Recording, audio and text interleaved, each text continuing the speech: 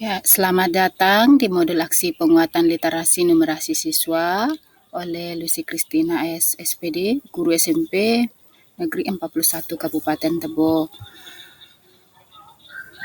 Pada video praktik aksi saya mencoba membuat video tentang aktivitas peningkatan literasi fiksi dan numerasi pada mata pelajaran IPS dengan metode Think, Fair, Share.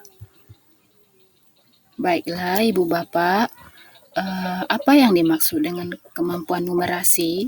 Literasi numerasi adalah kecakapan untuk menggunakan berbagai angka dan simbol yang terkait dengan matematika dasar untuk memecahkan masalah praktis dan berbagai macam konteks kehidupan sehari-hari. Mengapa kemampuan numerasi penting? Pertama, literasi numerasi penting sebagai pengetahuan dan kecakapan dalam melakukan perencanaan dan pengelolaan kegiatan dengan baik. Kedua, literasi numerasi penting untuk melakukan perhitungan dan penafsiran terhadap data yang ada di dalam kehidupan sehari-hari. Untuk kali ini, saya akan mencoba memaparkan informasi modul yang saya susun. Nama penyusun Lucy Christina, instansi sekolah SMP Negeri 41 Kabupaten Tebo, jenjang atau kelas SMP kelas 8, di mana alokasi waktunya 2 kali dalam satu pertemuan atau 2 kali 40 menit. Konsep utamanya adalah sumber daya manusia. Adapun target peserta didik adalah peserta didik reguler dan peserta didik berkebutuhan khusus dengan kategori slow learner jumlah 1 orang.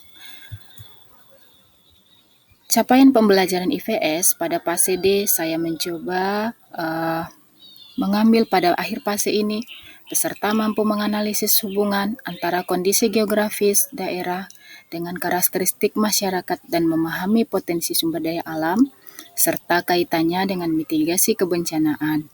Ia juga mampu menganalisis hubungan antara keberagaman kondisi geografis Nusantara terhadap pembentukan kemajemukan budaya.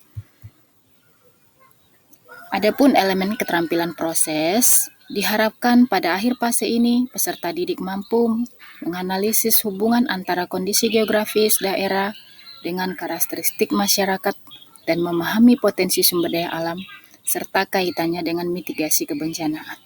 Ia juga mampu menganalisis hubungan antara keragaman kondisi geografis Nusantara terhadap pembentukan kemajemukan budaya. Adapun tujuan pembelajaran, di mana nanti peserta didik dapat membandingkan jumlah penduduk Indonesia dengan penduduk di dunia. Peserta didik dapat menjelaskan komposisi penduduk Desa Pagar Puding berdasarkan usia, jenis kelamin, pekerjaan, dan penghasilan.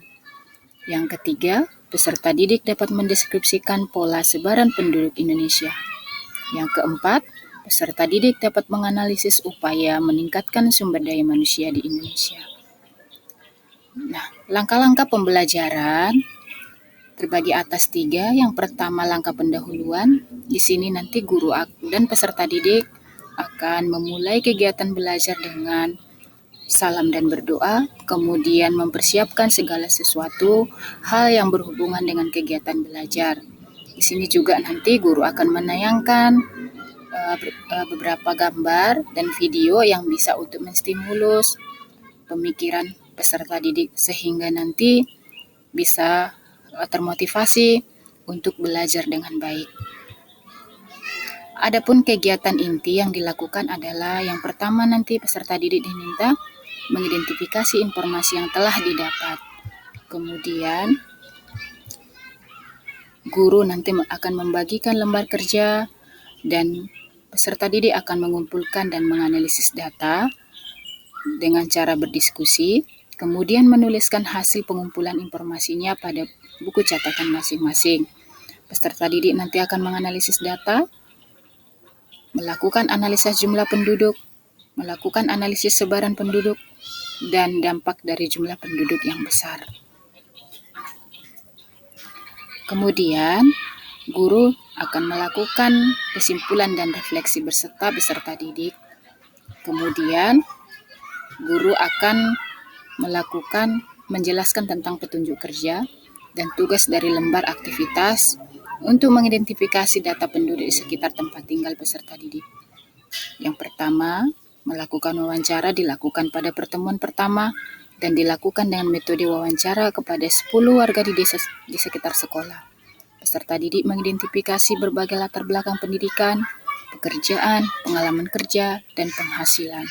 Kemudian nanti peserta didik akan melakukan diskusi kelompok untuk menjawab beberapa hal. Pada pertemuan kedua, peserta didik mengolah informasi yang terlebih dahulu membaca materi pelajaran yang dibagikan oleh guru. Guru membimbing peserta didik untuk mengolah informasi secara berkelompok. Kegiatan ini dapat dilakukan dengan menggunakan metode think, share, share. Hasil pengolahan informasi disajikan dalam bentuk laporan, poster, atau karya lainnya. Peserta didik secara berkelompok mengerjakan lembar aktivitas. Hasil pengolahan disajikan dalam bentuk laporan, dan setiap kelompok akan membagikan hasil kinerjanya kepada kelompok lain. Penutup akan dilakukan asesmen, penilaian sikap, pengetahuan, dan keterampilan. Kemudian diakhiri dengan doa dan penutup.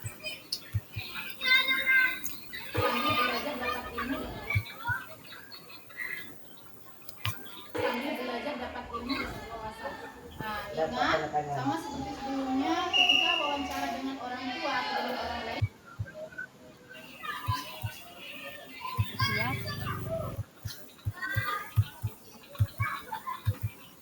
Demikianlah hasil dari modul aksi saya. Sekian dan terima kasih.